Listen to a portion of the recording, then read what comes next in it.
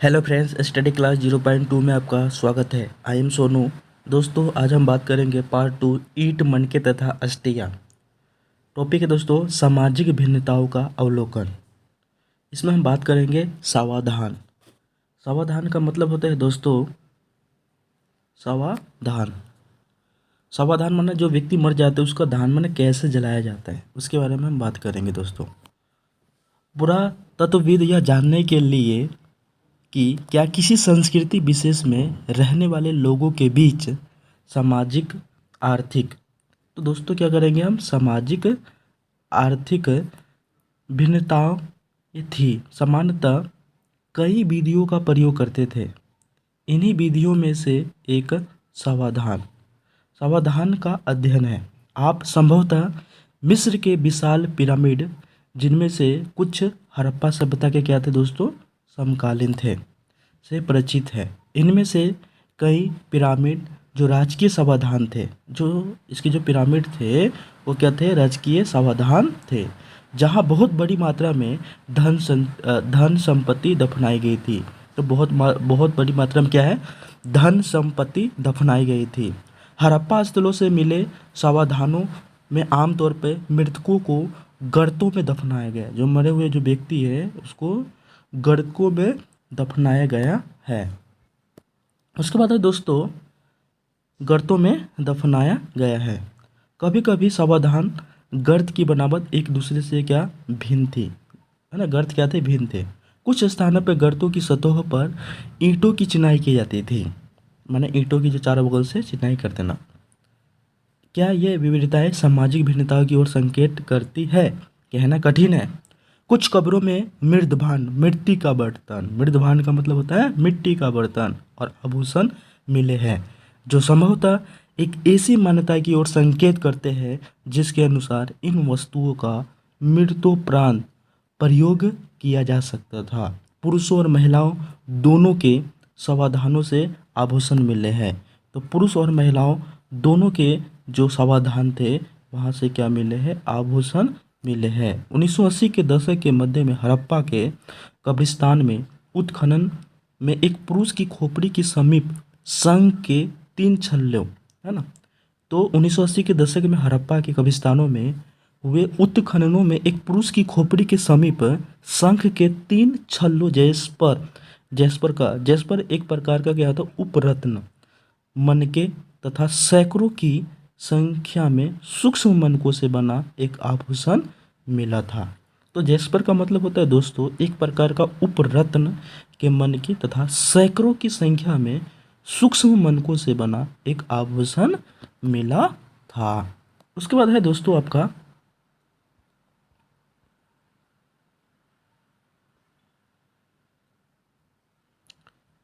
तो कहीं कहीं पर मृतकों को तांबू के दर्पण के साथ दफनाया गया है।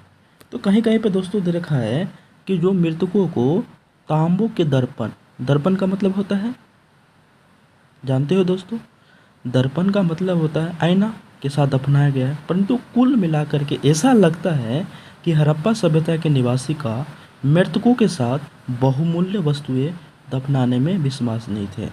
तो हड़प्पा सभ्यता के जो निवासियों का जो मृत मन मरे हुए व्यक्ति के साथ जो बहुमूल्य मान कीमती वस्तुओं को दफनाने का विश्वास नहीं था दोस्तों। उसके बाद आपका दे रखा है कि यहाँ पे एक तांबे का दर्पण दोस्तों दिखा रखा है। ये एक तांबे का दर्पण है, पिक्चर में आप देख रहे हैं, तांबे का दर्पण आपको दिखा रखा है। ये आपका एक तांबे का दर्पण दिखा रखा है, ठीक है दोस्तों। आगे हम बात करेंगे दोस्तों, अगला टॉपिक है दोस्तों आपका विलासिता की वस्तुओं की खोज। विलास तो वर्ड से बता दें, जो विलासिता की वस्तुओं की खोज के बारे में हम बात करेंगे। सामाजिक भिन्नताओं को पहचानने की एक अन्य विधि ऐसे पूरा वस्तुओं का अध्ययन, जिन्हें हम पुरातत्वविद मोटे तौर पर उपयोगी तथा विलास की वस्तुओं में वर्गीकृत करते हैं। वर्गीकृत माने क्या होता है, बांटना। पहले वर्ग में रोज़मर्रा के उपयोग, माने सुबह से लेकर शाम तक जो वस्तुओं का यूज़ करते हैं, तो रोज़मर्रा के उपयोग की वस्तुओं सम्मिलित है, जिन्हें हम पत्थर और मिट्टी जैसे सामान्य पदार्थों से आसानी से बनाया जा सकता था। तो रोज़मर्रा की वस्तुओं में क्या दे रखा है आपका, जो उपयोग की वस्तुएं, जो उपयोगी जो वस्तुएं जिन्हें पत्थर से बनाया जाता था, मिट्टी के बर्तन से बनाया जाता था और आसानी से बनाया जा सकता था, इनमें क्या था आपका, देखो चकिया था, मृदभान माने मिट्टी के बर्तन, सुइया, झावा आदि शामिल है। यह वस्तुएं समान रूप से बस्तियों में सर्वत्र माने क्या होता है, सभी जगह पाई गई है।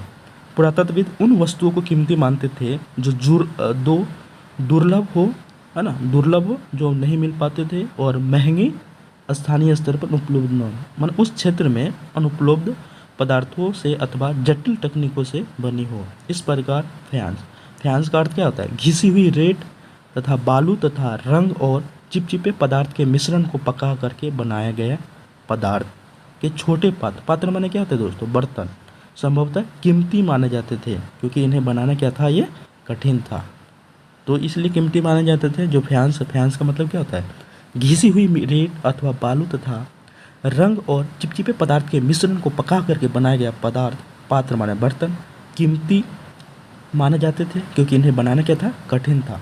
फ्यांस से बना एक पात्र माने बर्तन दिखा रखे दोस्तों, तो फ्यांस से बना हुआ क्या एक पात्र है जो आपका 1.12 में दिखा रखा है। स्थिति तब और जटिल हो जाती है जब हमें रोज़मर्रा के प्रयोग की वस्तुएं, है ना, रोज़मर्रा की जो प्रयोग की जो वस्तुएं है दोस्तों, आपका इसमें दे रखा है टकलियाँ, जो फ्यांस जैसे दुर्लभ पदार्थों से बनी मिलती है। क्या हम इनका वर्गीकरण उपयोगी या फिर विलास की वस्तुओं के रूप में करें? यदि हम ऐसी पूरा वस्तुओं के वितरण का अध्ययन करें तो हम पाते हैं कि महंगे पदार्थ से बनी दुर्लभ वस्तुएं सामान्यतः मोहनजोदड़ो और हड़प्पा जैसी बड़ी बस्तियों में केंद्रित है। तो महंगे पदार्थ से बनी दुर्लभ वस्तुएं कहाँ पे, मोहनजोदड़ो और हड़प्पा जैसी बड़ी बस्तियों में क्या थे, केंद्रित है, और छोटी बस्तियों में ये बिरल माने क्या होता है, कम ही मिलते हैं। उदाहरण के लिए फ्यांस से बने लघु पात्र माने क्या होता है, छोटे बर्तन, जो संभवतः सुगंधित द्रवों के पात्रों के रूप में प्रयुक्त होते थे। जो पदार्थ सुगंधित थे, लिक्विड के माने द्रव के रूप में होते थे, उस बर्तन के रूप में प्रयुक्त होते थे। अधिकांश मोहनजोदड़ो और हड़प्पा से मिले और कालीबंगन जैसे छोटी बस्तियों से बिल्कुल नहीं। सोना भी दुर्लभ था, संभवतः आज की तरह कीमती था। सोना भी क्या था, दुर्लभ था, माने कम ही मिलते थे और क्या था, कीमती था। हड़प्पा स्थलों से मिले सभी स्वर्ण भूषण संचयों से प्राप्त हुए थे। तो हड़प्पा स्थलों से मिले क्या, स्वर्ण, जो सोना को क्या करते थे, संचय करते थे, है ना, उसी से प्राप्त हुआ है। आगे दोस्तों आपका देखा है संचय शब्द का अर्थ क्या होता है, लोगों द्वारा सावधानी पूर्वक अधिकांश पात्रों माने बर्तन जैसे घरों में रखी गई वस्तुओं के लिए प्रयुक्त किया जाता था। ऐसे संचय आभूषण के हो सकते थे तथा धातुकर्मी माने आभूषण सोने के भी हो सकते थे या धातुकर्मी द्वारा पुनः प्रयोग के लिए संभाल कर रखी गई धातुओं के यदि किसी कारणवश मूल स्वामियों ने इन्हें पुनः प्राप्त नहीं किया तो ये तब तक अपने स्थान पर ही रहते हैं जब तक कोई पुरातत्वविद उन्हें खोज करके नहीं निकालता, जब तक वहीं पे रहते हैं दोस्तों। उसके बाद आपका दोस्तों टॉपिक दे रखा है शिल्प उत्पादन के विषय में जानकारी। तो हम शिल्प उत्पादन के विषय में जानकारी हम बात करेंगे दोस्तों। इसमें क्या क्या दे रखा है दोस्तों,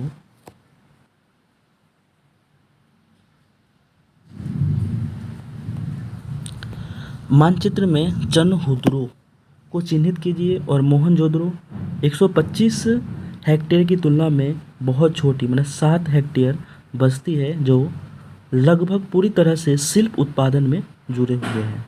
तो 125 हेक्टेयर की तुलना में एक बहुत छोटी माने 7 हेक्टेयर बस्ती जो लगभग पूरी तरह से क्या करते थे, शिल्प उत्पादन के काम में जुड़े हुए।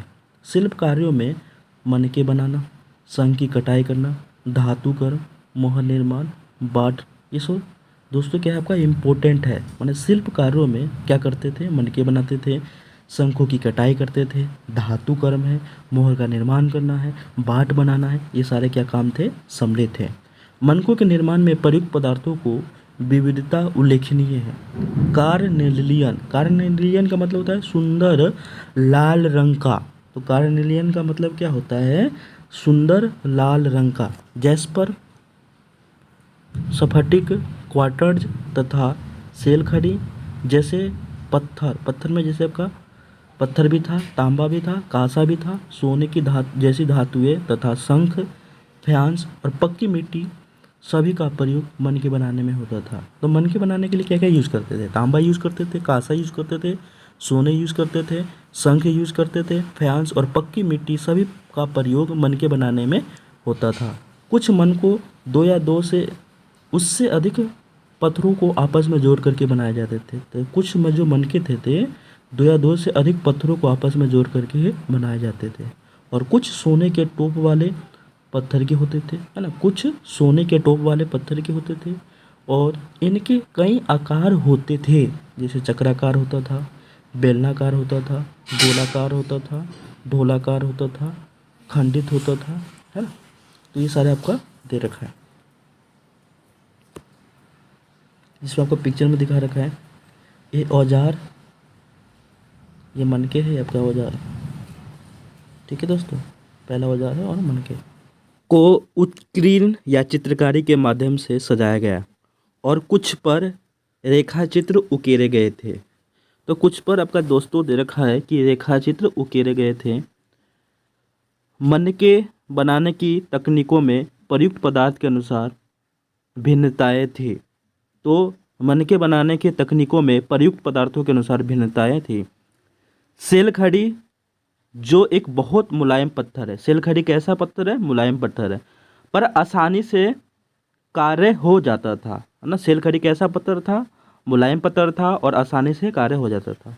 कुछ मनके सेलखड़ी चूर्ण के लेप को सांचे में ढाल करके तैयार किए जाते थे। इससे ठोस पत्थरों से बनने वाले केवल ज्यामितीय आकारों के विपरीत, है ना, इससे ठोस पत्थरों से बनने वाले ज्यामितीय आकारों के विपरीत कई विविध आकारों के मनके बनाए जा सकते थे। सेलखड़ी के सूक्ष्म मनके कैसे बनाए जाते थे? यह प्रश्न प्राचीन तकनीकों का अध्ययन करने वाले पुरातत्वविदों के लिए एक पहेली बना हुआ है। पुरातत्वविदों द्वारा किए गए प्रयोगों ने यह दर्शाया है कि कार्निलियन कार्निलियन का रंग कार्निलियन का लाल रंग, पीले रंग के कच्चे माल उत्पादन के विभिन्न चरणों में मनकों को आग में पकाकर प्राप्त किया जाता था। तो कार्नियल जो लाल रंग का, पीले रंग के कच्चे माल उत्पादन के विभिन्न चरणों में मनकों को क्या किया जाता था? आग में पकाया कर प्राप्त किया जाता था। पत्थर के पिंडों को पहले अपरिष्कृत आकारों में तोड़ा जाता था और फिर बारीकी से सल्क निकाल करके इन्हें अंतिम रूप दिया जाता था दोस्तों। उसके बाद आपका आगे दे रखा है दोस्तों,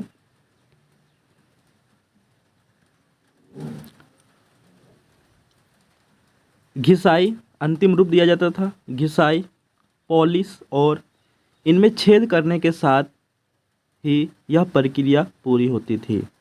चनहुद्रो, लोथल और हाल ही में धौलावीरा से छेद करने के विशेष उपकरण मिले हैं। दोस्तों आपका इम्पोर्टेंट है एमसीक्यू के लिए, चनहुद्रो, लोथल और हाल ही में धौलावीरा से छेद करने के विशेष उपकरण मिले हैं।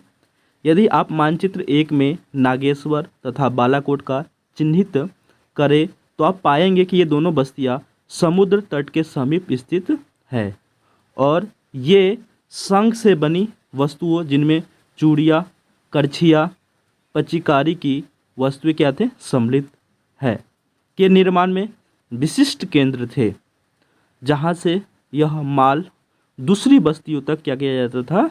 ले जाया जाता था। इसी प्रकार यह भी संभव है कि चनहुद्रो और लोथल से तैयार माल जैसे मनके, मोहनजोदड़ो और हड़प्पा जैसे बड़े शहरी केंद्रों तक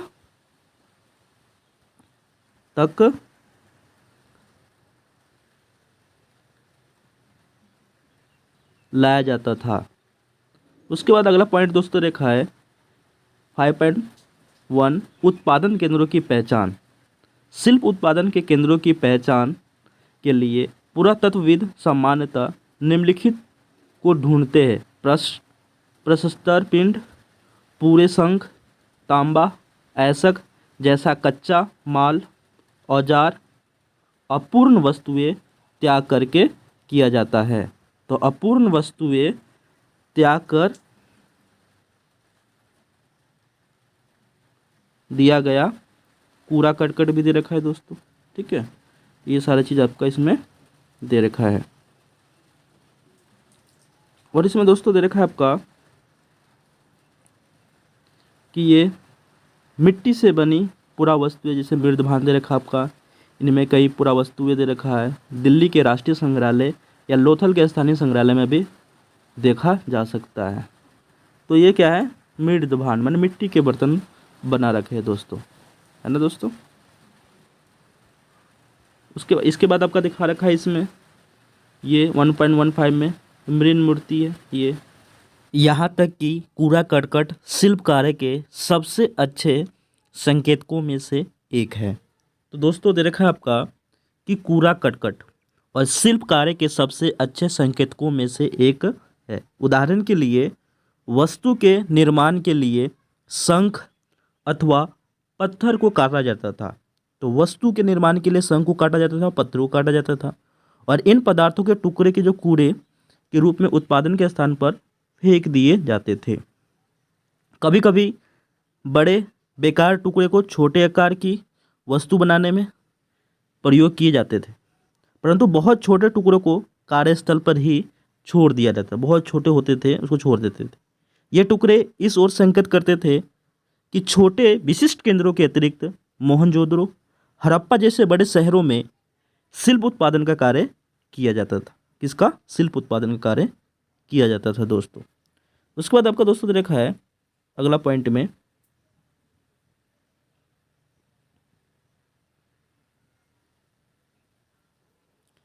माल प्राप्त करने संबंधी नीतियाँ। तो माल प्राप्त करने संबंधी नीतियाँ दे रखा है। जैसा कि स्पष्ट है कि शिल्प उत्पादन के लिए कई प्रकार के कच्चे माल का प्रयोग होता था। हालांकि कुछ जैसे मिट्टी स्थानीय स्तर पर उपलब्ध थे, है ना। जो माल प्राप्त करने की जो नीतियाँ थी, तो कुछ तो क्या थे, मिट्टी स्थानीय स्तर पर उपलब्ध थे। कुछ अन्य जैसे पत्थर, लकड़ी, धातु जलोढ़ मैदान से बाहर के क्षेत्रों से मंगाने पड़ते थे। बैलगाड़ियों के मिट्टी से बने खिलौने के प्रतिरूप संकेत करते हैं। तो बैलगाड़ी के मिट्टी से बने खिलौने के प्रतिरूप संकेत करते हैं कि यह सामान लोगों के लिए स्थल पर मार्गों द्वारा परिवहन का एक महत्वपूर्ण साधन था। तो साधन क्या था? बैलगाड़ी। बैलगाड़ी से क्या? मिट्टी से बने खिलौने के प्रतिरूप संकेत करते थे कि यह सामान लोगों के लिए स्थल मार्गों द्वारा परिवहन का एक महत्वपूर्ण साधन बैलगाड़ी को माना जाता था। संभवतः सिंधु तथा इसकी उपनदियों के बगल में नदी मार्गों और साथ ही तटीय मार्गों का भी प्रयोग किया जाता था। उसके बाद आपका दोस्तों देखा है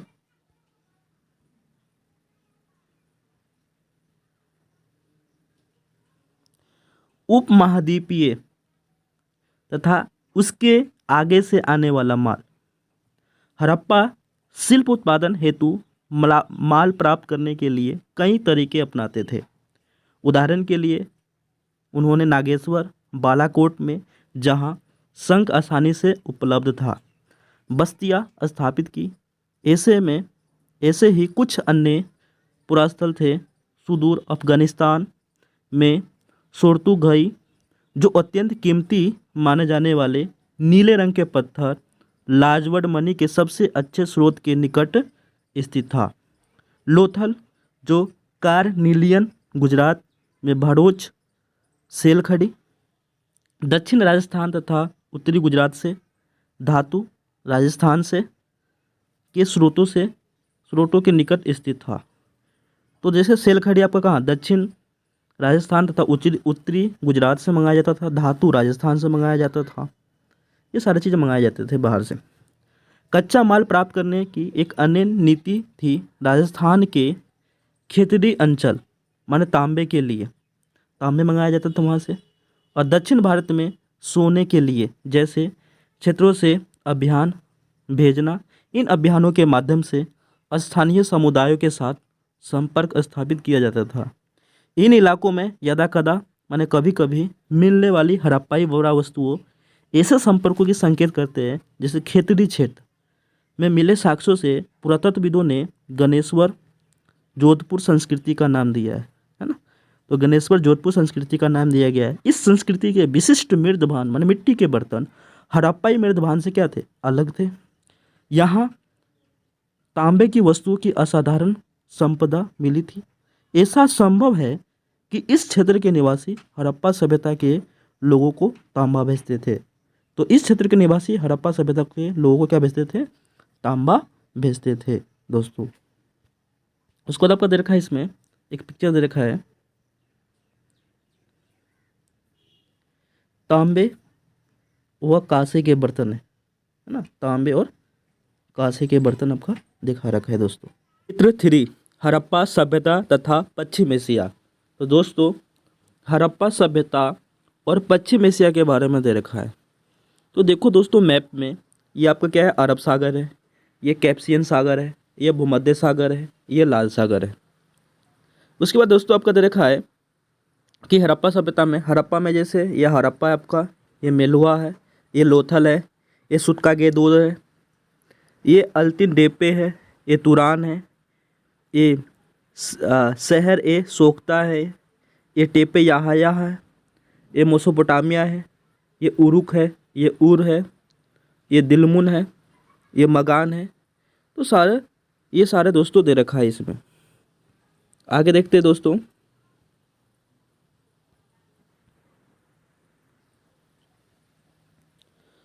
सुदूर क्षेत्रों से संपर्क। तो सुदूर मतलब जो दूर के जो क्षेत्रों से कैसे संपर्क होता था। हाल ही में हुई पुरातात्विक खोजों से इंगित करती है कि तांबा संभवतः अरब प्रायद्वीप के दक्षिणी छोर पर स्थित ओमान से भी लाया जाता था। रासायनिक विश्लेषण दर्शाते हैं कि ओमानी तांबे हड़प्पाई पुरावस्तुओं दोनों में निकल के अंश मिले हैं, जो दोनों का जो उद्भव हो एक ही साथ हुआ है, और संकेत करते हैं कि संपर्क और भी संकेत मिलते हैं कि एक विशिष्ट प्रकार का पात्र मतलब बर्तन, एक बड़ा हड़प्पाई मर्तबान जिसके ऊपर काली मिट्टी की एक मोटी परत चढ़ाई गई थी, जो ओमानी स्थलों से मिला है। ऐसी मोटी परतें तरल पदार्थों को रिसाव को रोकती है। तो जो काली मिट्टी की एक मोटी परत चढ़ाई जाती थी, इसमें जो भी है लिक्विड जो चीज़ लाया जाता था, जो वो इसमें रिसाव मतलब लीक नहीं होता था। हमें यह नहीं पता कि इन पात्रों में क्या रखा जाता था, यह नहीं पता कि इस बर्तन में क्या रखा जाता था, पर यह संभव है कि हड़प्पा सभ्यता के लोग इनमें रखे सामान का ओमानी तांबे से विनिमय करते थे। तो हड़प्पा सभ्यता के जो लोग जो इस बर्तन में, इस पात्र में जो रखे जाते थे, वो ओमानी तांबे से क्या करते, विनिमय करते थे। विनिमय का मतलब होता है दोस्तों कि वस्तु के बदले वस्तु दिया जाना। विनिमय का मतलब क्या होता है दोस्तों कि वस्तु के बदले वस्तु दिया जाना। इसमें आपका 1.17 ओमान में मिला एक हड़प्पाई मर्तबान दे रखा है दोस्तों, ये आपको पिक्चर में दिखा रखा है। तीसरी सहस्त्राब्दी ईसा पूर्व में दिनांकित मेसोपोटामिया के लेखों में मगान, जो संभवतः ओमान के लिए प्रयुक्त नाम था, जो मगान जो संभवतः किसको बोला जाता था, ओमान के लिए, नामक क्षेत्रों से तांबे के आगमन के संदर्भ में मिलते हैं। यह रोचक बात यह है कि मेसोपोटामिया के स्थलों से मिले तांबे में भी निकल के अंश मिले। तो तांबे में किसका अंश मिले दोस्तों, निकल के अंश मिले हैं, है ना दोस्तों। उसके बाद रखा है आपका लंबी दूरी के संपर्कों की ओर संकेत करने वाले अन्य पुरातात्विक खोजों में हड़प्पाई मोहरे, बाट, पासे तथा मन के शामिल है ना, मन के शामिल है। इसमें क्या दे रखा है आपका, मोहरे दे रखा है, बाट दे रखा है, पासे दे रखा है और मन के शामिल दे रखा है। इस संदर्भ में यह भी देखना महत्वपूर्ण है कि मेसोपोटामिया के लेख दिलमुन संभवतः बहरीन द्वीप है। दिलमुन को क्या, बहरीन का एक द्वीप है, मगान तथा मेलुआ ये हड़प्पाई क्षेत्र है के प्रयुक्त शब्द नामक क्षेत्रों से संपर्क की जानकारी मिलती है। तो आपका दे रखा है दोस्तों कि मगान तथा मेलुआ संभवतः हड़प्पाई क्षेत्रों के लिए प्रयुक्त शब्द नामक क्षेत्रों से संपर्क की जानकारी मिलती है। यह लेख मेलुआ से प्राप्त, यह लेख क्या है कि मेलुआ से प्राप्त निम्नलिखित उत्पादों का उल्लेख करता है। तो जो मेलुआ से प्राप्त उत्पादों का उल्लेख करता है जिसमें कार्निलियन, लाजवड, मणि, तांबा, सोना तथा विविध प्रकार की लकड़ियाँ मेलुआ के विषय में एक मेसोपोटामियाई मिथक यह बात है, तुम्हारा पक्षी हाज पक्षी हो, जो तुम्हारा जो पक्षी हो वो हाज पक्षी हो, उसकी आवाज़ राजप्रसाद में सुनाई दे। कई पुरातत्वविद का मानना है कि हाजा पक्षी क्या था, मोर। हाजा पक्षी कौन था, मोर। क्या यह नाम उसे अपनी आवाज़ से मिला था? ऐसा संभव है कि ओमान, बहरीन या मेसोपोटामिया से संपर्क सामुद्रिक मार्ग से था। किस मार्ग से था, सामुद्री मार्ग से। मेसोपोटामिया के लेख मेलुआ के नाविकों का देश कहते हैं, है ना। तो मेसोपोटामिया के जो दोस्तों लेख है नाविकों का देश कहते हैं। और इसके अतिरिक्त हम मोहरों पर जहाज़ों तथा नावों के चित्रांकन क्या करते हैं, पाते हैं, है ना, चित्रांकन पाते हैं दोस्तों। जैसे दोस्तों आपका पिक्चर में दिखा रखा है 1.18, यह मेसोपोटामिया की एक विशिष्ट बेलनाकार मोहर है, परंतु इस पर बना कुंवरदार वृक्ष माना बैल का चित्र सिंधु क्षेत्र से लिया गया प्रतीत होता है। तो ये बैल का चित्र आपका दिखा रखा है इसमें, जिसे देखोगे तो बैल है ये। 1.19 बहरीन में मिली गोलाकार फारस की खाड़ी प्रकार की मोहर पर कभी कभी हड़प्पाई चित्र मिलते हैं। रोचक तथ्य यह है कि दिलमुन के स्थानीय बाट हड़प्पाई मानक का अनुसरण करते हैं। तो ये आपका दिखा रखा है। उसके बाद दोस्तों आपका दिखा रखा है 1.20 नाव के चित्र वाली मोहर है। ये नाव के चित्र वाली क्या है दोस्तों, आपका मोहर दिखा रखा है। ठीक है दोस्तों, ये आपका 1.21 एक प्राचीन सूचना पट के अक्षर दे रखे। ये पहले के समय में अक्षर कैसे लिखे जाते थे ये इस चित्र में देखा जा सकता है। पहले देखो दोस्तों कैसे दिखा रखा है, सर्कल टाइप में। फिर ये ऐसे एक डंडा खींचा हुआ एक आयताकार दे रखा है, फिर पान की तरह बना रखा है, फिर ये सर्कल टाइप में हो गया, फिर ये त्रिकोण टाइप में बना रखा है, ये त्रिभुज टाइप में दे रखा है, ये भी फिर सर्कल है, फिर ये सर्कल है, ये चश्मा की तरह बना रखा है इसमें। उसके बाद आपका दोस्तों दे रखा है इसमें मुहरे, लिपि तथा बाट। तो एक एक करके इसके बारे में हम पढ़ेंगे। मुहरे और मुद्रांकन, मोहरे और मुद्रांकन के बारे में हम पढ़ेंगे। मोहरों और मुद्रांकन का प्रयोग लंबी दूरी के संपर्क को सुविधाजनक बनाने के लिए होता था। तो मोहरों और मुद्रांकन का प्रयोग लंबी दूरी के संपर्क को सुविधाजनक बनाने के लिए होता था। कल्पना कीजिए कि सामान से भरा एक थैला है और एक स्थान से दूसरे स्थान तक भेजा गया है। तो सामान से भरा एक क्या है, थैला है, और एक स्थान से दूसरे स्थान तक भेजा गया है। उसके मुख पर रस्सी से बांधा गया है, उसका जो मुख है वो रस्सी से बांध दिया गया है, और गांठ पर थोड़ी गीली मिट्टी जमा कर एक या अधिक मोहरों से दबाया गया है। तो गांठ पर थोड़ी गीली मिट्टी जमा कर एक या अधिक मोहरों से दबाया गया, जिससे मिट्टी पर मोहरों की छाप पड़ गई है। यदि इस थैले के अपने गंतव्य का मतलब क्या होता है, जहाँ तक उस थैले को पहुँचाना है, स्थान तक पहुँचने तक मुद्रांकन अक्षुण्ण रहा, अछून रहा तो इसका अर्थ था कि थैले के साथ किसी प्रकार की छेड़छाड़ नहीं की गई थी। जो मुद्रांकन उसमें जो बांधा गया था और जो मोहरे लगाया गया था उससे में कोई व्यक्ति छेड़छाड़ नहीं किया गया, मतलब वह खराब नहीं हुआ, छून नहीं रहा, तो छेड़छाड़ नहीं की गई थी। तब मुद्रांकन से प्रेषक की पहचान का पता चलता है ना। मुद्रांकन से किसकी पहचान का पता चलता है? प्रेषक की पहचान का पता चलता था। उसके बाद आपका दोस्तों दे रखा है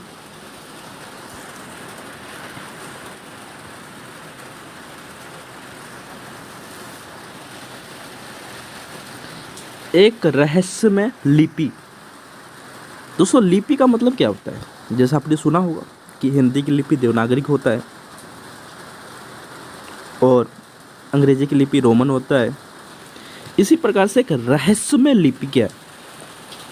सामान्यतः हड़प्पाई मोहरों पर एक पंक्ति में कुछ लिखा है जो संभवतः मालिक के नाम पदवी को दर्शाता है। विद्वानों ने यह सुझाव भी दिया है कि इन पर बना चित्र आमतौर पर एक जानवर अनपढ़ लोगों को सांकेतिक रूप से इसका अर्थ बताता है। तो चित्र के माध्यम से जो व्यक्ति पढ़ा भी नहीं होगा वो भी समझ जाएगा। अनपढ़ लोगों को भी सांकेतिक रूप से, सांकेतिक का मतलब क्या होता है? पिक्चर के माध्यम से बता। अधिकांश अभिलेख संक्षिप्त है।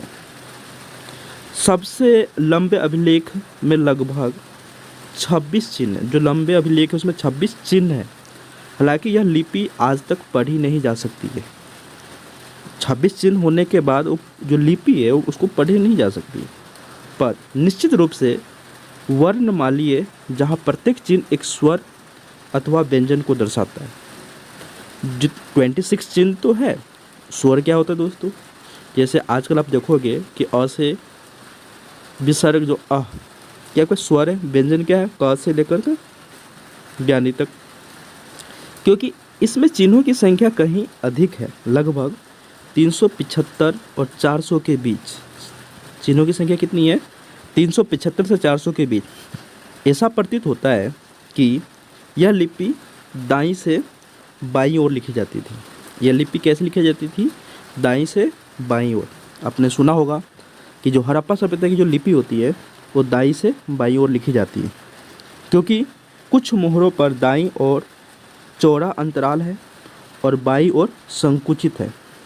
माने चौड़ा अंतराल का मतलब क्या होता है? फैला हुआ है, और कुछ क्या है? संकुचित है, जिससे लगता है कि उत्कीर्णक ने दाईं ओर से लिखना आरंभ किया होगा। दाईं ओर से लिखना आरंभ किया होगा। अब दाईं ओर जानते हो दोस्तों, जो दहना होता है उधर से स्टार्ट किया होगा और बाद में बाईं ओर स्थान कम पड़ गया था, तो दाईं ओर से बाईं ओर लिखना आरंभ किया था। आगे दे रखा है दोस्तों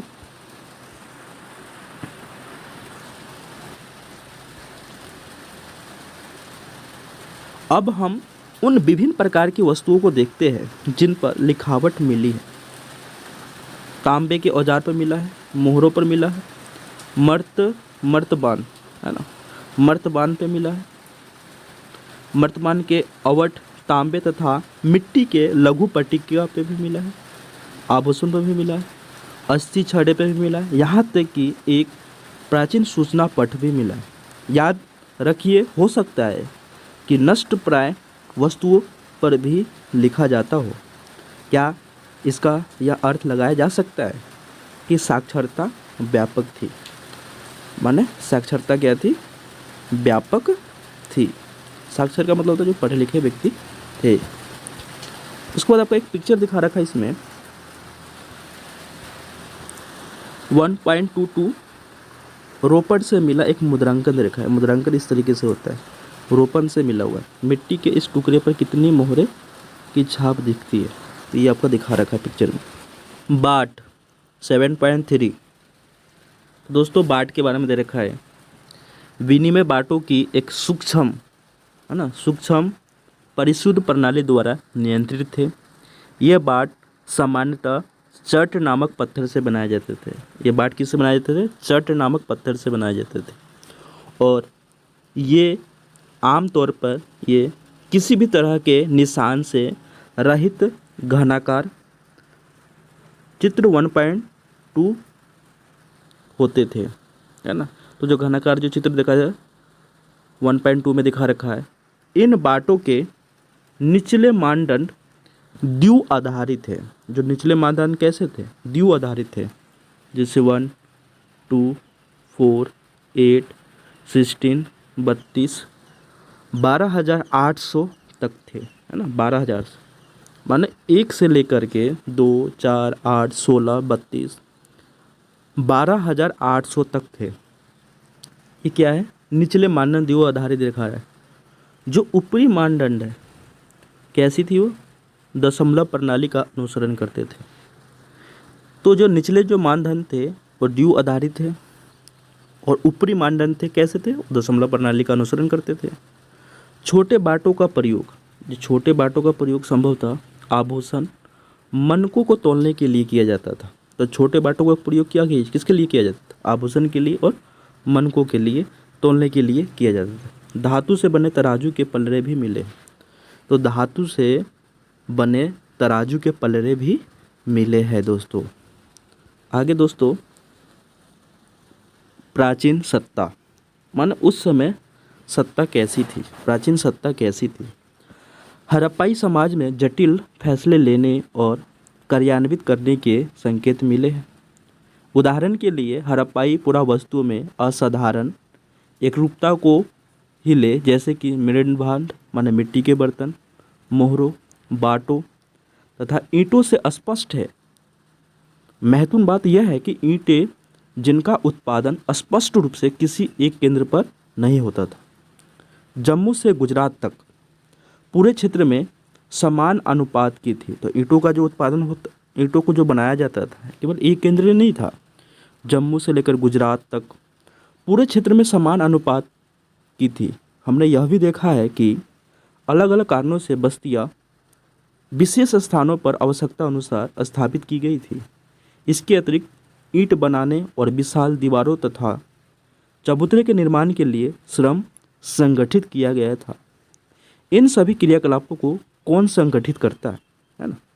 अब मान लो जो श्रम को संगठित कौन करेगा, तो इसको देखते आगे।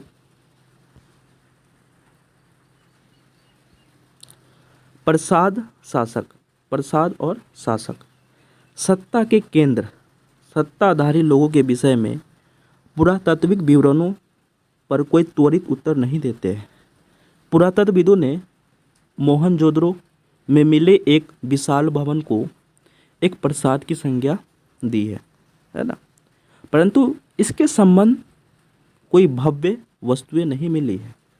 एक पत्थर की मूर्ति को पुरोहित राजा की संज्ञा दी गई। तो एक पत्थर की मूर्ति को पुरोहित राजा की संज्ञा दी गई है और यह नाम आज भी क्या है? प्रचलित है। ऐसा इसलिए है क्योंकि पुरातत्वविद मेसोपोटामिया के इतिहास तथा वहाँ के पुरोहित राजाओं से परिचित थे और यह समानताएं उन्होंने सिंधु क्षेत्र में भी ढूंढी। लेकिन जैसा कि हम देखेंगे पृष्ठ 23, हड़प्पा सभ्यता की अनुष्ठानिक प्रथाएं अभी तक ठीक प्रकार से समझी नहीं जा सकी है और न ही यह जानने के साधन उपलब्ध है कि लोग इन अनुष्ठानों का निष्पादन करते थे। उन्हीं के पास राजनीतिक सत्ता होती थी, है ना। उन्हीं के पास क्या होते थे? अनुष्ठानों का निष्पादन करते थे। उन्हीं के पास राजनीतिक सत्ता होती थी। आगे दे रखा है दोस्तों, इसमें कुछ पुरातात्विक इस मत के है कि हड़प्पाई समाज में शासक नहीं थे। दोस्तों हड़प्पाई समाज में क्या थे? शासक नहीं थे, माने शासन करने वाले नहीं थे तथा सभी की सामाजिक स्थिति क्या थी? समान थी, है ना। सभी की सामाजिक स्थिति क्या थी? समान थी। दूसरे पुरातत्वविद यह मानते हैं कि यहाँ कोई एक नहीं बल्कि कई शासक थे। कुछ व्यक्ति मानते हैं कि शासक नहीं थे, कुछ मानते हैं कि एक नहीं बल्कि कई शासक थे। मोहनजोदड़ो, हड़प्पा आदि के अपने अलग अलग राजा होते थे। तो मोहनजोदड़ो के आदि के अपने अपने क्या होते थे, अलग अलग राजा होते थे। और यह तर्क देते हैं कि एक ही राजा था, जैसे कि पूरा वस्तुओं में समानता हो, है ना, पूरा वस्तुओं में समानता। तो दोस्तों दे रखा है कि कोई विचारक कहते हैं कि हड़प्पाई समाज में शासक नहीं थे, कोई कहते हैं कि एक नहीं बल्कि कई का शासक थे, कोई कहते हैं कि अलग अलग राजा होते थे, मोहनजोदड़ो हड़प्पा में अपने अलग अलग राजा होते थे, कोई कहते हैं कि एक ही राजा था। तो ये सब क्या है, मतभेद है अभी। उसके बाद आपका एक पिक्चर दिखा रखा है, चित्र 1.23, एक पुरोहित राजा का पिक्चर दिखा रखा है दोस्तों। नियोजित बस्तियों के साक्ष्य, दोस्तों नियोजित बस्तियों के साक्ष्य और ईंटों के आकार में निश्चित अनुपात तथा बस्तियों के कच्चे माल के स्रोत के समीप सन स्थापित होने से स्पष्ट है कि अभी तक स्थिति में अंतिम परिकल्पना सबसे युक्ति संगत प्रतीत होती है, क्योंकि यह कदाचित संभव नहीं लगता है कि पूरे के पूरे समुदाय द्वारा, है ना, इकट्ठे ऐसे जटिल निर्णय लिए तथा कार्यान्वित किए जाते होंगे। तो क्योंकि यह कदाचित संभव नहीं लगता है कि पूरे के पूरे समुदाय द्वारा इकट्ठे ऐसे जटिल निर्णय तथा कार्यान्वित किए जाते होंगे, न तो फिर भी कोई ना कोई डिसीजन करने वाले व्यक्ति होंगे, ऐसा प्रतीत होता है दोस्तों। उसके बाद दोस्तों देखेंगे हम इस सभ्यता का अंत कैसे हुआ, जो सिंधु घाटी की जो सभ्यता है उसका अंत कैसे हुआ। ऐसे साक्ष्य मिले हैं जिसके अनुसार लगभग 1800 ईसा पूर्व तक चोलिस्तान जैसे क्षेत्रों में, है ना, चोलिस्तान जैसे क्षेत्रों में अधिकांश विकसित हड़प्पा स्थलों को त्याग दिया गया था। इसके साथ गुजरात, हरियाणा, पश्चिम उत्तर प्रदेश की नई बस्तियों में आबादी क्या करने बढ़ने लगी। ऐसा लगता है कि उत्तर हड़प्पा के क्षेत्रों में 1900 ईसा पूर्व के बाद भी अस्तित्व में रहे, है ना, 1900 के बाद भी अस्तित्व में रहे। कुछ चुने हुए हड़प्पा स्थलों की भौतिक संस्कृति में बदलाव आया तथा जैसे सभ्यता की विशिष्ट पुरा वस्तुओं, बाटों, मोहरों, विशिष्ट मनकों को समाप्त हो जाना। तो पुरा वस्तु को बाटों, मोहरों तथा विशिष्ट मनकों का समाप्त हो जाना, लेखन, लंबी दूरी का व्यापार, शिल्प की विशेषता भी समाप्त हो गई थी, है ना, शिल्प की विशेषता भी क्या हो गई थी, समाप्त हो गई थी। सामान्यतः थोड़ी वस्तुओं के निर्माण के लिए थोड़ा ही माल प्रयोग में लाया जाता था। आवास निर्माण की तकनीक का हाथ से हुआ तथा बड़ी सार्वजनिक संरचनाओं का निर्माण अब बंद हो गया है। कुल मिलाकर के पूरा वस्तु बस्तियाँ इन संस्कृतियों में एक ग्रामीण जीवन शैली की ओर संकेत करती है ना। तो ग्रामीण जीवन शैली की ओर क्या करती है, संकेत करती है दोस्तों। उसके बाद आपका दोस्तों दिखा रखा है इसमें, संकेत करती है। इन संस्कृतियों को उत्तर हड़प्पा तथा अनुवर्ती संस्कृति कहा गया है। तो उत्तर हड़प्पा अथवा अनुवर्ती संस्कृति कहा गया है। यह परिवर्तन कैसे हुआ, इस विषय में कई व्याख्या दी गई है। इनमें जलवायु परिवर्तन, है ना, तो इसका जो हड़प्पा सभ्यता का जो विनाश हुआ है, जो पतन हुआ है, वो जलवायु परिवर्तन के कारण, वनों की कटाई के कारण, अत्यधिक बाढ़, है ना, अत्यधिक बाढ़।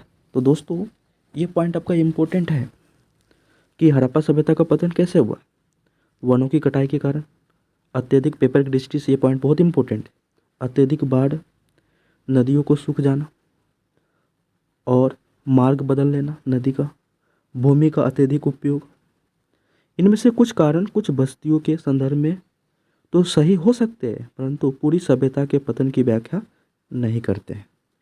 तो दोस्तों ये पेपर की दृष्टि से बहुत इंपॉर्टेंट पॉइंट है कि हड़प्पा सभ्यता का पतन कैसे हुआ, उसका विनाश कैसे हुआ, जलवायु परिवर्तन के कारण हुआ, पहला पॉइंट तो ये हो जाएगा। दूसरा पॉइंट वनों की कटाई के कारण हो जाएगा। तीसरा पॉइंट होता है अत्यधिक बाढ़ के कारण हो गया। चौथा पॉइंट है नदियों का सूख जाना, नदियों ने अपना मार्ग बदल लिया, भूमि का अत्यधिक उपयोग से क्या हुई, सभ्यता का पतन की व्याख्या नहीं करते। ऐसा लगता है कि एक सुदृढ़ एकीकरण के तत्व संभवतः हड़प्पाई राज का अंत हो गया। मोहरों लिपि विशिष्ट मानकों तथा मृदभांड के लिए मानकीकृत बाट प्रणाली के स्थान पर स्थानीय बाटों का प्रयोग, शहरों के पतन परित्याग जैसे परिवर्तनों से इस तरह को बल मिलता है कि उपमहाद्वीप को एक पूरी तरह से अलग क्षेत्र में नए शहरों के विकास के लिए सहस्राब्दी से भी अधिक समय तक प्रतीक्षा करनी पड़ी, है ना। सहस्राब्दी के भी अधिक तक प्रतीक्षा करनी पड़ी। तो इनमें से जैसे आपको दे रखा है कि वनों की कटाई है, अत्यधिक बाढ़ है, नदियों का सूख जाना है, नदियों का मार्ग बदलना है, भूमि का अत्यधिक उपयोग है। कुछ कारण कुछ बस्तियों के संदर्भ में तो सही हो सकते हैं, कुछ तो बात सही है, परंतु पूरी सभ्यता के पतन की व्याख्या नहीं करते। माने कुछ ही जो बात इसमें लिखा हुआ है इस पॉइंट से पता चलता है। ठीक है दोस्तों, उसके बाद आपका एक मैप दिखा रखा है यहाँ पे।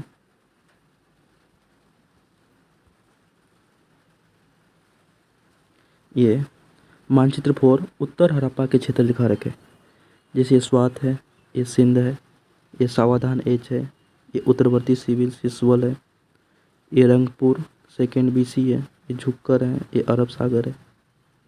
तो ये आपका मानचित्र फॉर उत्तर हड़प्पा सभ्यता के क्षेत्र दिखा रखे हैं दोस्तों। एक आक्रमण के साक्ष्य है। डेड मैन लेन एक संकरी गली। तो डेड मैन लेन एक संकरी गली जिसकी चौड़ाई 3 से 6 फीट, चौड़ाई कितना है दोस्तों, 3 से 6 फीट तक परिवर्तित है।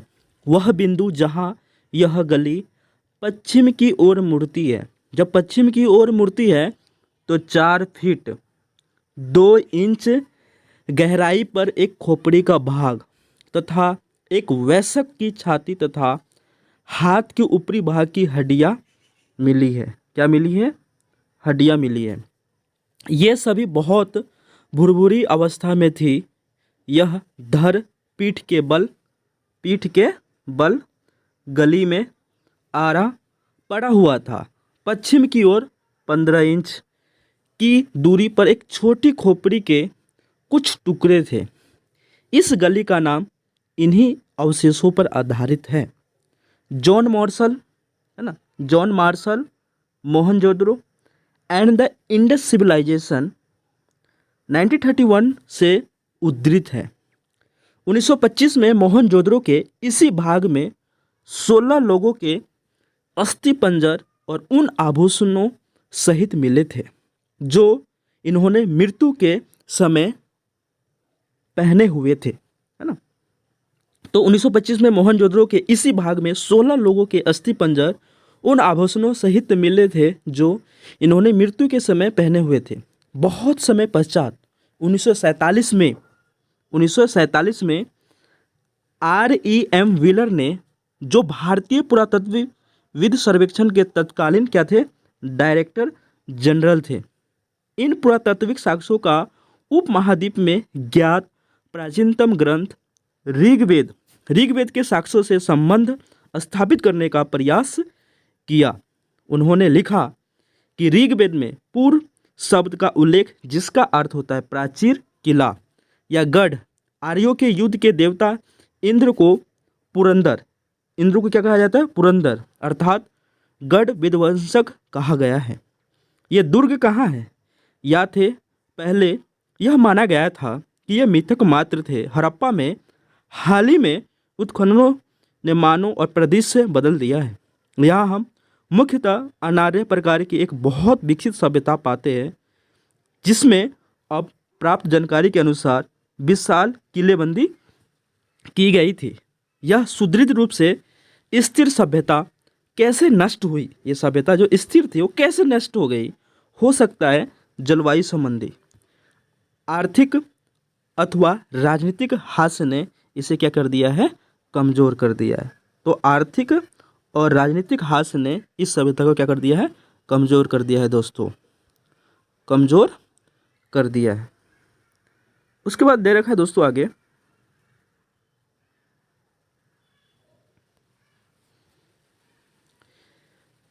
पर अधिक संभावना इस बात की जानबूझ कर तथा बड़े पैमाने पर किए गए विनाश ने इसे अंतिम रूप से समाप्त कर दिया है। यह मात्र संयोग ही नहीं हो सकता, मोहनजोदड़ो के अंतिम चरणों में आभास होता है कि यहाँ पुरुषों, महिलाओं, बच्चों का जनसंहार किया गया था।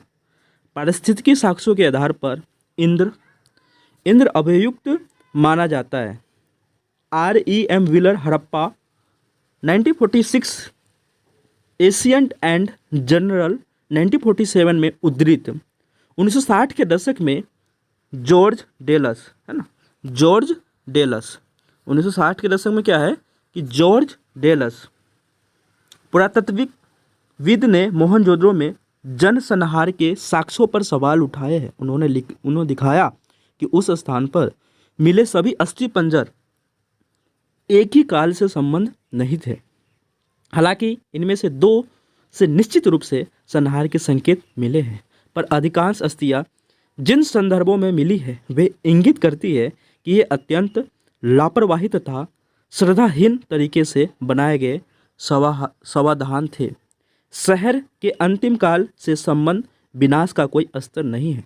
व्यापक स्तर पर अग्निकांड के चिन्ह नहीं, चारों ओर फैले हथियारों के बीच कवचधारी सैनिकों के शव नहीं, दुर्ग से जो शहर का एकमात्र किलेबंद भाग था, अंतिम आत्मरक्षण के कोई साक्ष्य नहीं मिले। G.F. Dales the mythical massacre at Mohenjodaro expedition 1964 में उद्धृत। जैसा कि आप देख सकते हैं कि तथ्यों को सावधानीपूर्वक पुनर्निरीक्षण कभी कभी पूर्ववर्ती व्याख्याओं को पूरी तरह से क्या है, उलट देता है। दोस्तों, हड़प्पा सभ्यता की खोज। तो दोस्तों अब हम बात करेंगे हड़प्पा सभ्यता की खोज। अब तक हमने हड़प्पा सभ्यता के विभिन्न पहलुओं का विश्लेषण इस संदर्भ में किया कि किस प्रकार पुरातत्वविदों ने भौतिक अवशेषों से प्राप्त साक्ष्यों के माध्यम से आकर्षण इतिहास के अलग अलग अंशों को एक साथ जोड़ा है। लेकिन एक और कहानी भी है कि किस प्रकार पुरातत्वविद ने सभ्यता की खोज की।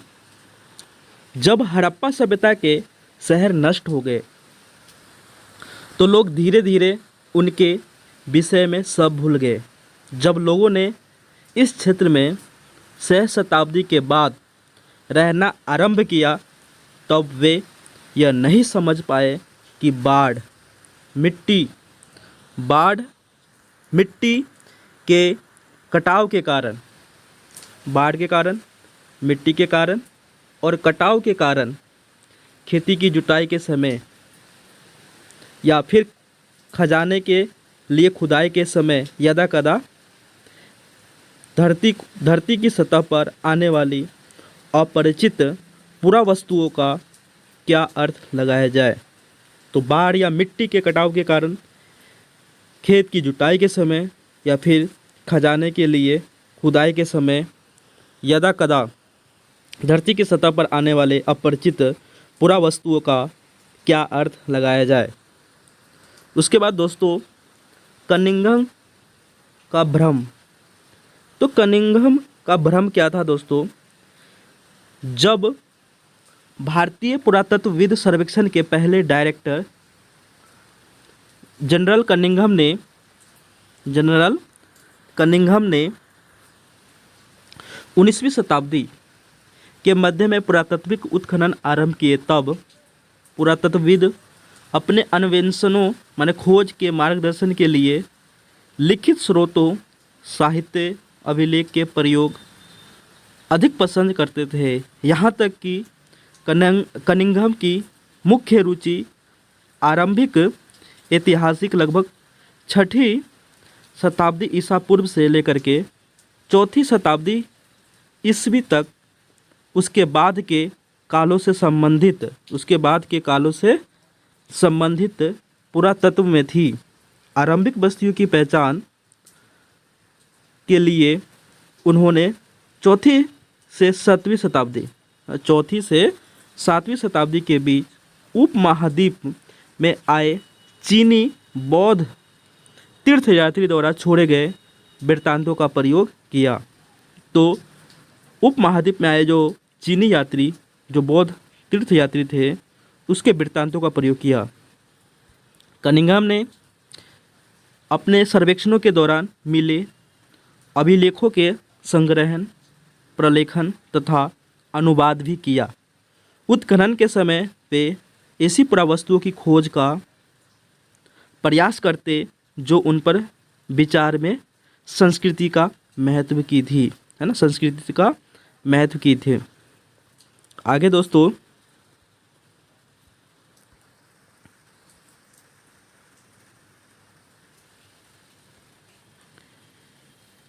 हड़प्पा जैसे पूरा स्थल जो चीनी तीर्थयात्री के यात्रा कार्यक्रम का हिस्सा नहीं था, जो एक आरंभिक ऐतिहासिक शहर नहीं था, कनिंघम ने अन्वेषण के ढांचे में उपयुक्त नहीं बैठता था। इसलिए हालांकि हड़प्पा पुरावस्तुएं 19वीं शताब्दी में कभी कभी मिलती थी और इनमें से कुछ तो कनिंघम तक पहुंच भी थी, है ना, फिर भी वह समझ नहीं पाए कि ये पुरावस्तुएं कितनी क्या है, प्राचीन है। प्राचीन माने कितनी पुरानी है। एक अंग्रेज ने कनिंघम को एक हड़प्पाई मुहर दी। उन्होंने मुहर पर ध्यान तो दिया, पर उन्होंने एक ऐसे कालखंड में दिनांकित करने का असफल प्रयास किया जिससे वे परिचित थे। ऐसा इसलिए था क्योंकि कई और लोगों की तरह उनका भी यह मानना था कि भारतीय इतिहास का प्रारंभ गंगा घाटी में पनपे पहले शहरों के साथ था। तो जैसे दोस्तों आपको पिक्चर दिखा रखा है, ये 1.24 कनिंघम द्वारा हड़प्पा से प्राप्त ज्ञात मोहरों बनाया गया। ये रेखा चित्र दिखा रखा आपका दोस्तों। ही हुआ था अध्याय 2 देखिए। उनकी सुनिश्चित अवधारणा के चलते यह कोई आश्चर्य की बात नहीं है कि वह हड़प्पा सभ्यता के महत्व को समझने में चूक गए हैं, है ना, हड़प्पा सभ्यता के महत्व को समझने में चूक गए हैं। उसके बाद दोस्तों, एक नवीन प्राचीन सभ्यता। नवीन का मतलब होता है नया, है ना, नवीन का मतलब होता है नया। कालांतर में 20वीं शताब्दी के आरंभ में दयाराम साहनी जैसे पुरातत्वविदों ने हड़प्पा में मोहरे खोज निकाली। हड़प्पा में क्या निकाली? मोहरे खोज निकाली, जो निश्चित रूप से आरंभिक ऐतिहासिक स्तरों से कहीं अधिक प्राचीन स्तरों से संबंध थी। अब इनके महत्व को समझा जाने लगा। एक अन्य पुरातत्वविद राखाल दास बनर्जी ने हड़प्पा में मिली मोहरों के समान और मोहरे मोहनजोदड़ो की खोज निकाली, जिससे अनुमान लगाया गया है कि ये दोनों पुरास्थल एक ही पुरातत्विक संस्कृति के भाग थे। इन्हीं खोजों के आधार पर 1924 में भारतीय पुरातत्विक सर्वेक्षण के डायरेक्टर जनरल मार्शल ने पूरे विश्व के समक्ष सिंधु घाटी, है ना, सिंधु घाटी एक नवीन सभ्यता की खोज की घोषणा की, है ना, एक नवीन सभ्यता की खोज की घोषणा की। तो पुरातत्विक सर्वेक्षण के डायरेक्टर जनरल जॉन मार्शल ने पूरे विश्व के समक्ष सिंधु घाटी एक नवीन सभ्यता की खोज की घोषणा की। जैसा कि S.N. Rao the story of Indian archaeological में लिखते हैं, मार्शल ने भारत को जहाँ पाया था उससे 3000 वर्ष पीछे छोड़ दिया है। तो S.N. Rao the story of Indian archaeological में लिखते हैं, मार्शल ने भारत को जहाँ पाया था उससे 3000 वर्ष पीछे छोड़ा। ऐसा इसलिए क्योंकि मेसोपोटामिया के पुरास्थलों में हुए उत्खननों से हड़प्पा पुरास्थलों पर मिली मोहरों जैसी पर तब तक पहचानी न जा सकी मोहरें मिली थी। इस प्रकार विश्व को न केवल एक नई सभ्यता जानकारी मिली, पर यह भी वह मेसोपोटामिया के क्या थे, समकालीन थे। माने जो हड़प्पा सभ्यता थे वो मेसोपोटामिया के क्या थे, समकालीन थे। माने समकालीन, उसी समय वो भी सभ्यता बढ़ रहा था आगे। भारतीय पुरातत्व सर्वेक्षण के डायरेक्टर जनरल के रूप में जॉन मार्शल का कार्यकाल वास्तव में भारतीय पुरातत्व में एक व्यापक परिवर्तन का काल था, है ना, व्यापक परिवर्तन का काल था दोस्तों। वे भारत में कार्य करने वाले पहले पेशेवर पुरातत्वविद थे, है ना, पहले पेशेवर क्या थे, ये पुरातत्वविद थे। उसके बाद आपका दोस्तों दे रखा है इसमें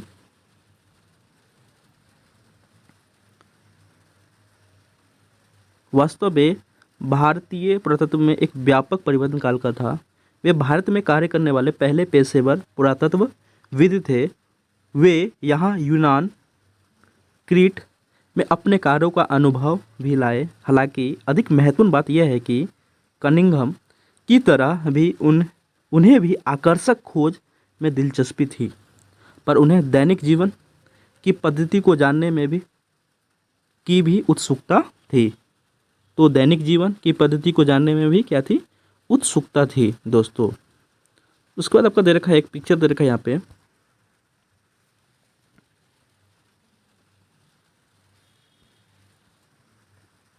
इसमें आपको बता रखा है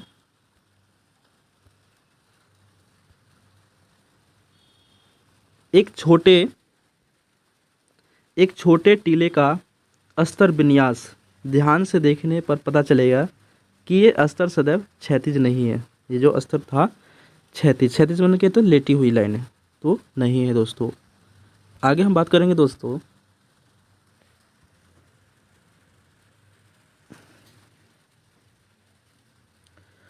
पूरा स्तर, टीले स्तर पुरातात्विक पुरास्थल वस्तुओं और संरचनाओं के निर्माण, प्रयोग और फिर उन्हें त्याग दिए जाने से बनते हैं। जब लोग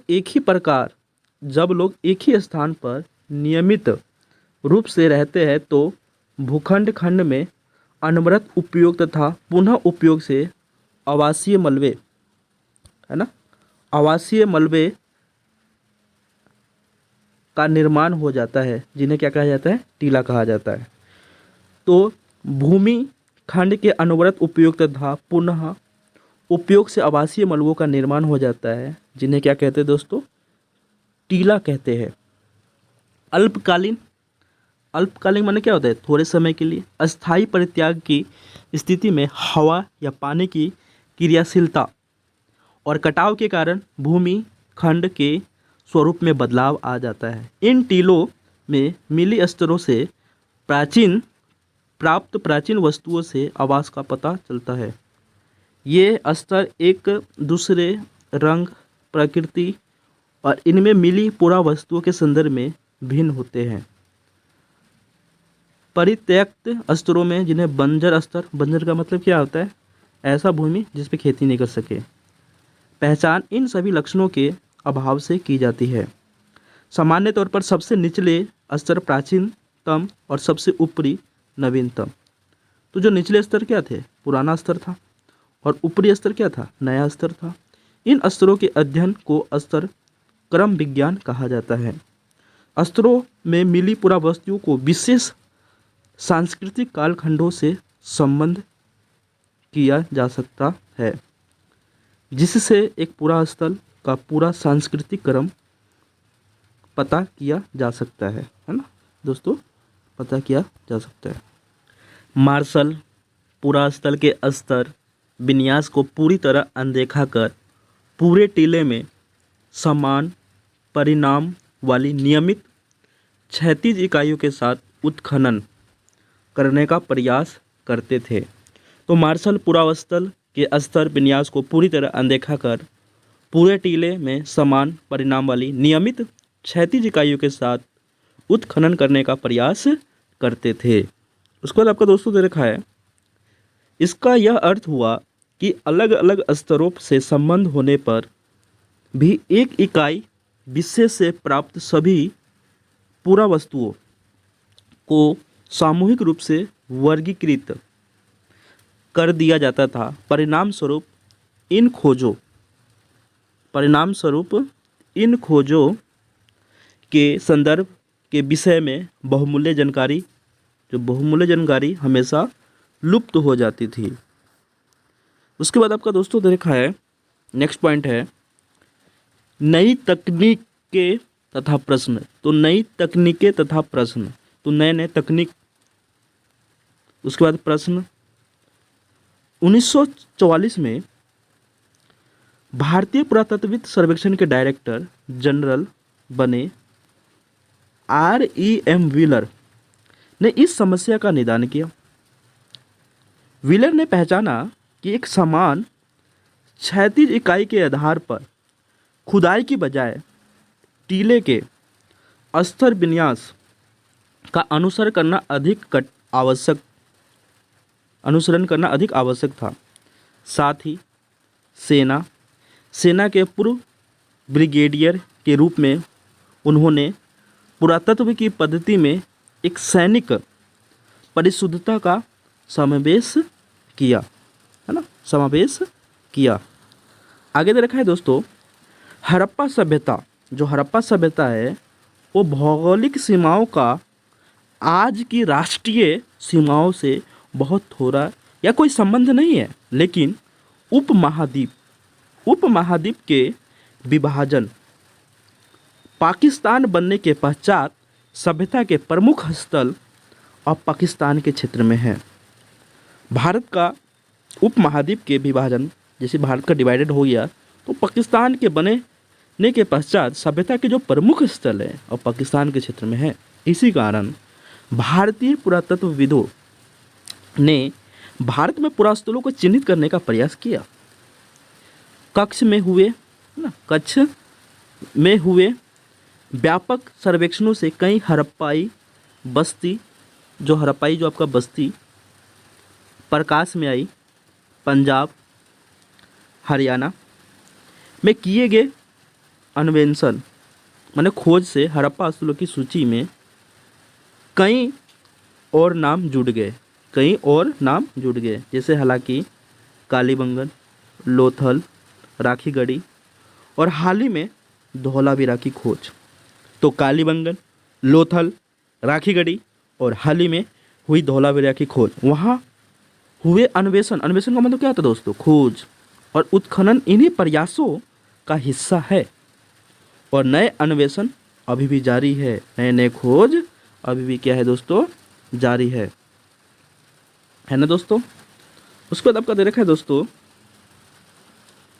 आगे,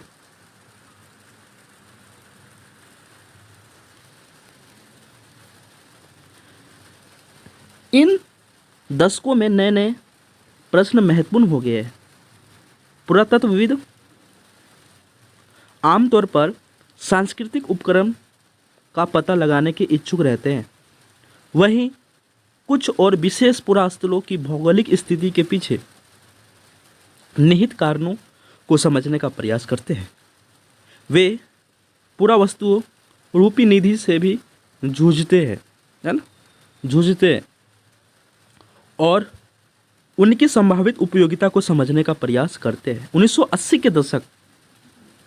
के दशक से हड़प्पाई पुरातत्व अंतर्राष्ट्रीय स्तर पर भी रुचि लगातार बढ़ रही है, हड़प्पा और मोहनजोदड़ो दोनों स्थानों पर उपमहाद्वीप के तथा विदेशी विशेषज्ञ संयुक्त रूप से कार्य करते रहे हैं।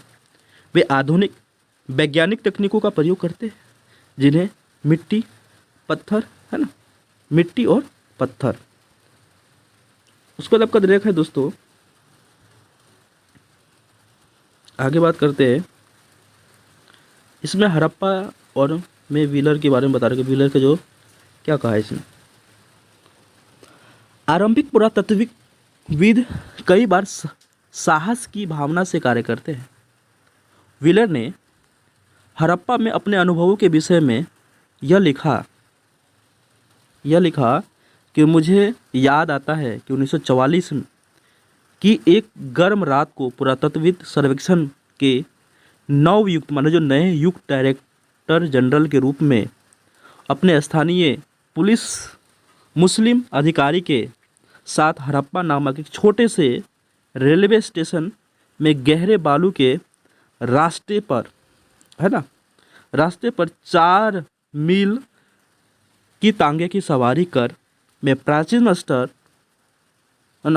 स्तर लोपटीलो जो चांद की रोशनी से अवलोकित थे, है ना, चांद की और रोशनी से क्या थे वो क्षेत्र अवलोकित थे, के समीप स्थित एक विश्राम गृह जहाँ पे वो विश्राम किए थे तक पहुँचा और अपने चिंतित सहकर्मी की इस चेतावनी की हमें अपना निरीक्षण अगली सुबह 5:30 और 7:30 बजे आरंभ तक समाप्त कर देना चाहिए, जिसके पश्चात बहुत गर्मी हो जाती है।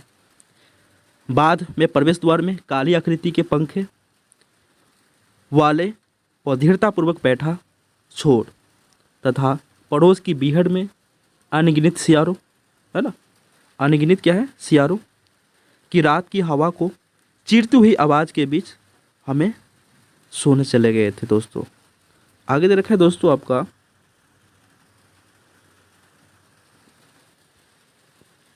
अगली सुबह 5:30 बजे 5:30 छोटे से काफिले ने बालू के टीले की ओर बढ़ना आरंभ किया। 10 मिनट के भीतर ही मैं रुका और सबसे ऊंचे टीले को देखते हुए अपनी दृष्टि पर अविश्वास के साथ अपनी आंखें मलने लगे। 6 घंटे बाद भी मेरे घबराए हुए कर्मचारीगण तथा मैं सूर्य की तेजी से रोशनी में कुदाली और चाकुओं के साथ कठिन परिश्रम कर रहे थे। मुझे डर है कि मेरे सहयोगी काम के मेरे जुनून के कारण मुझे सनकी न समझे। तो मुझे डर है कि जो मेरे जो सहयोगी है, जो मेरे जो साथी है, काम के मेरे जुनून के कारण मुझे सनकी न समझे।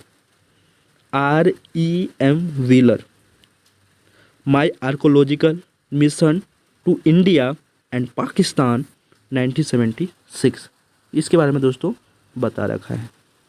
धातु की वस्तुएं तथा वनस्पति और जानवरों के अवशेष प्राप्त करने हेतु सतह का अन्वेषण और साथ ही उपलब्ध साक्ष्य के हर सूक्ष्म टुकड़े का विश्लेषण सम्मिलित है। ये अन्वेषण भविष्य में रोचक परिणामों की आशा दिलाते हैं। तो दोस्तों इसमें क्या दे रखा आपका कि धातु की वस्तुएं और वनस्पति जानवरों के अवशेष है प्राप्त करने हेतु अन्वेषण और उपलब्ध साक्ष्य के हर सूक्ष्म टुकड़े को विश्लेषण सम्मिलित है और भविष्य में अनेक रोचक परिणामों की आशा दिलाते हैं। नेक्स्ट पॉइंट आपका देखें दोस्तों,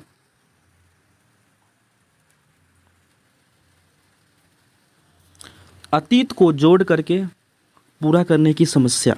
तो अतीत को जोड़ करके पूरा करने की समस्या, जैसा कि हमने देखा है कि हड़प्पा लिपि एक प्राचीन सभ्यता को जानने में मदद नहीं मिलती है, बल्कि यह भौतिक साक्ष्य है जो पुरातत्वविदों को हड़प्पाई जीवन को ठीक प्रकार से पुनर्निर्मित करने में सहायक होते हैं। ये वस्तुएं क्या था, मृदभांड माने मिट्टी के बर्तन, औजार, आभूषण जो गहने, घरेलू सामान हो सकती है, जैसे कपड़ा है आपका, चमड़ा है, लकड़ी है, सरकंडे हैं, जैसे जैविक पदार्थ सामान्यतः सड़ जाते हैं। विशेष रूप से उष्ण कटिबंधीय, उष्ण माने क्या होता है, गर्मी, ऐसा क्षेत्र में जो वस्तुएं बच जाती हैं वे पत्थर और पक्की मिट्टी, धातु। तो जो वस्तुएं बच जाती है वे है पत्थर है, पक्की मिट्टी है तथा क्या है दोस्तों, धातु है। तो जो वस्तुएं बच जाती है वे है पत्थर और पक्की मिट्टी तथा धातु। यह भी याद रखना आवश्यक है कि केवल टूटी हुई अथवा अनुपयोगी वस्तुएं ही फेंकी जाती थी। अन्य वस्तुएं संभवतः पुनः चक्रित का मतलब क्या होता है, जो टूटने के बाद फिर से उसका बनाना। परिणाम स्वरूप जो बहुमूल्य वस्तुएं अक्षत अवस्था में मिलती है तो वे अतीत में खो गई थी। फिर संचयन माने उसको इकट्ठा करना, पश्चात माने बाद में कभी कभी दोबारा प्राप्त नहीं की गई थी। अन्य शब्दों में कुछ खोजें प्रारूपिक, है ना, प्रारूपिक की बजाय संयोगिक होती थी, है ना, प्रारूपिक की बजाय क्या होती थी, संयोगी होती है दोस्तों। आगे देखेंगे दोस्तों,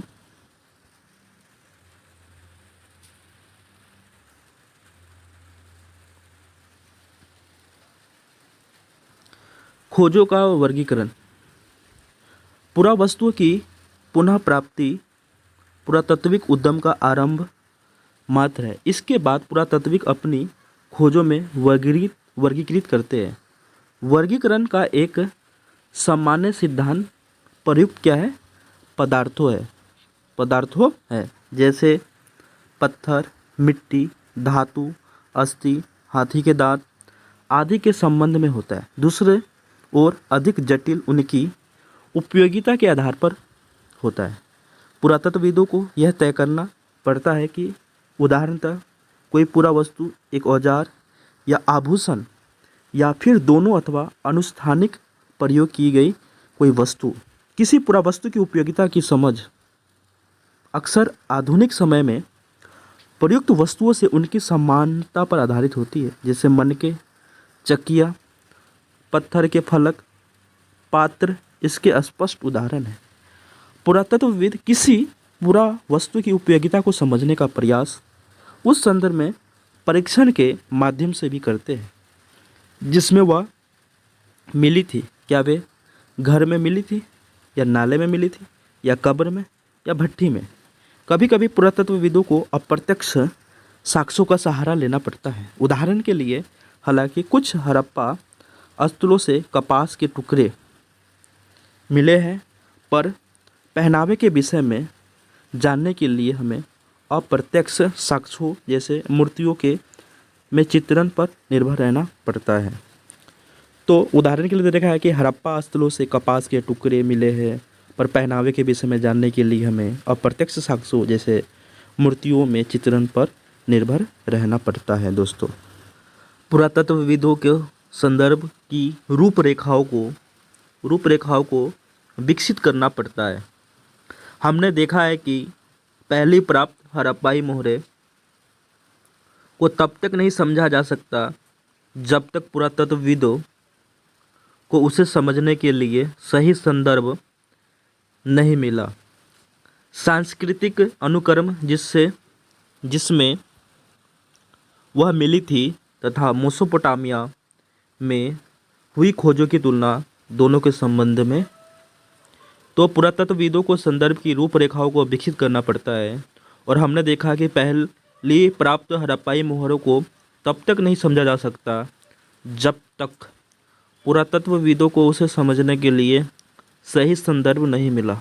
सांस्कृतिक अनुक्रम जिसमें वह मिली थी तथा मेसोपोटामिया में हुई खोजों की तुलना में दोनों के संबंध में। आगे दे रखा है दोस्तों,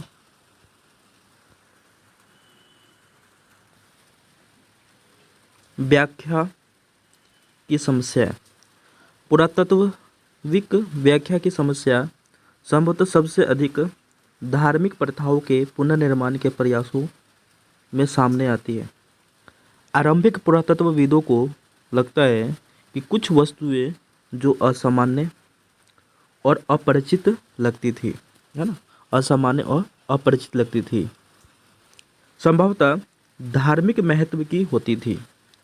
इन आभूषणों से लदी हुई नारी की मृण मूर्तियाँ, जिनमें कुछ के शीर्ष पर विस्तृत प्रसाधन थे, शामिल है।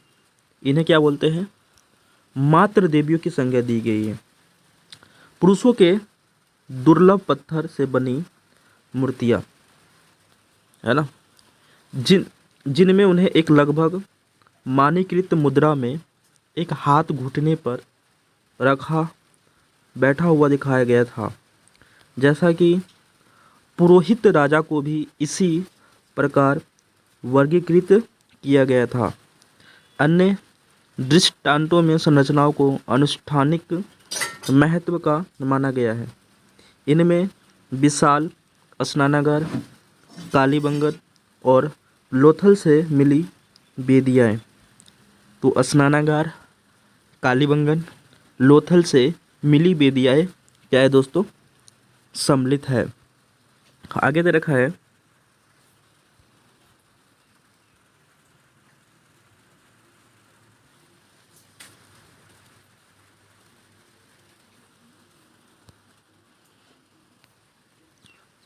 मोहरों, जिनमें से कुछ पर संभवतः अनुष्ठान के दृश्य बने हैं।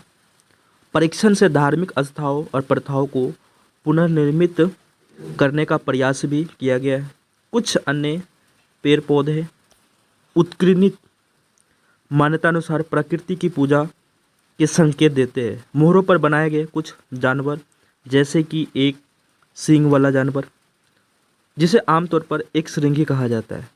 तो जो एक सींग वाला होगा एक श्रृंगी, कल्पित तथा संश्लिष्ट लगते हैं। कुछ मोहरों पर एक आकृति, जिसे पालथी मार करके योगी मुद्रा में बैठा दिखाया गया है, और कभी कभी जिसे जानवर से घिरा दर्शाया गया है। आदि शिव अर्थात हिंदू धर्म के प्रमुख देवताओं में से एक आरंभिक रूप से संज्ञा दी गई है। इसके अतिरिक्त पत्थर के शंक्वाकार वस्तुओं को लिंग के रूप में वर्गीकृत किया गया है। हड़प्पाई धर्म के कई पुनर्निर्माण इस अनुमान के आधार पर किए गए कि आरंभिक तथा बाद की परंपराओं में समानताएं होती है। ऐसा इसलिए होता है क्योंकि अधिकांश पुरातत्वविद ज्ञात से अज्ञात की ओर बढ़ते हैं, अर्थात वर्तमान से अतीत की ओर, है ना, वर्तमान से अतीत की ओर बढ़ते हैं। हालांकि यह नीति पत्थर की चक्कियों, पात्रों के संबंध में युक्ति संगत हो सकती है, लेकिन धार्मिक प्रतीक के संदर्भ में यह अधिक क्या है, संदिग्ध रहती है। उदाहरण के लिए आइए हम आदि शिव मोहरों को देखते हैं। और सबसे आरंभिक धार्मिक ग्रंथ ऋग्वेद लगभग 500 से 1000 ईसा पूर्व के बीच संकलित रुद्र नामक एक देवता का उल्लेख मिलता है, जो बाद में, उसके बाद दोस्तों आपका पिक्चर दिखा रखा है। यह पिक्चर आपका है 1.26। क्या ये एक मातृ देवी थी? ये क्या थी? मातृ देवी थी, पिक्चर से तो लग रहा है। उसके बाद आपका दे रखा है दोस्तों, आगे दिखा रखा है चित्र 1.27, एक आदि शिव का मोहर है ना, एक आदि शिव का क्या है, मोहर दिखा रखा है दोस्तों। लिंग उस परिष्कृत पत्थर को कहा जाता है जिसकी पूजा भगवान शिव के रूप में होती है। कि पौराणिक परंपराओं में शिव के लिए प्रयुक्त एक नाम है। तो क्या रखा दोस्तों कि पौराणिक परंपराओं में शिव के लिए प्रयुक्त एक नाम पहली 6 शताब्दी ईस्वी में अध्याय 4 भी देखिए। लेकिन शिव के विपरीत रुद्र को ऋग्वेद में न तो पशुपति, सामान्य रूप से जानवरों और विशेष रूप से मवेशियों की स्वामी, और न ही, तो क्या देखा है दोस्तों कि ऋग्वेद में न तो पशुपति, है ना, सामान्य रूप से जानवरों और विशेष रूप से मवेशियों के स्वामी माना गया है, किसको? पशुपति को। और न ही एक योगी के रूप में दिखाया गया। दूसरे शब्दों में यह चित्रण ऋग्वेद, है ना, ऋग्वेद में दिए गए रुद्र के विवरण से मेल नहीं खाता है। फिर क्या यह कोई संबंध था? जैसा कि कुछ विद्वानों ने सुझाया है। इतने दशकों में हुए पुरातात्विक कार्यों की क्या उपलब्धियां है? हड़प्पाई अर्थव्यवस्था के बारे में अब हमारी जानकारी कुछ बेहतर है। हम सामाजिक भिन्नताओं की गुत्थी सुलझाने में सफल हुए और सभ्यता की कार्यप्रणाली के विषय में हमारी जानकारी कुछ बड़ी है। सच में यह स्पष्ट नहीं है कि लिपि के पढ़े जाने की स्थिति में हमें और कितना जान पाते हैं। यदि एक द्विभाषिक अभिलेख मिलता है तो हड़प्पा निवासी द्वारा बोली जाने वाली भाषाओं के विषय में प्रश्न पर संभवतः विराम लग सकता है। कई पुनर्निर्माण अभी भी संदिग्ध बने हुए हैं। क्या विशाल स्नानागार एक अनुष्ठानिक संरचनाएं थी? साक्षरता कितनी व्यापक थी? हड़प्पाई कब्रिस्तान में सामाजिक भिन्नताएं कम क्यों दिखाई देती थी? स्त्री पुरुष संबंध से जुड़े प्रश्न भी अनुत्तरित है। क्या महिलाएं मृद भांड बनाती थी, माने मिट्टी के बर्तन बनाती थी महिलाएं, या फिर केवल उन्हें रंगने का कार्य करती थी महिलाएं, जैसे आजकल दूसरे शिल्पकर्मियों के क्या कार्य थे? नारी मृण मूर्तियों का क्या उपयोग करते थे? जो नारी थे तो मृण मूर्तियों का क्या उपयोग करते थे? हड़प्पा सभ्यता के संदर्भ में स्त्री पुरुष संबंधों से जुड़े पहलुओं पर बहुत कम विद्वानों ने अन्वेषण माने खोज किए हैं, और यह भविष्य में होने वाले कार्यों के लिए पूरी तरह से नया क्षेत्र है। क्या है? नया क्षेत्र है दोस्तों। आगे देखेगा दोस्तों कि समन है ना, समन वे महिलाएं और पुरुष होते हैं, है ना। समन कौन होते हैं? कि वे महिलाएं और पुरुष होते हैं जो जादुई इलाज करने की शक्ति होने और साथ ही दूसरी दुनिया से संपर्क साधने के सामर्थ्य का दावा करते हैं। तो समन वे महिलाएं और पुरुष होते हैं जो जादुई तथा इलाज करने की शक्ति होने और साथ ही दूसरी दुनिया के संपर्क साधने के सामर्थ्य का दावा करते हैं दोस्तों। आगे दे रखा है दोस्तों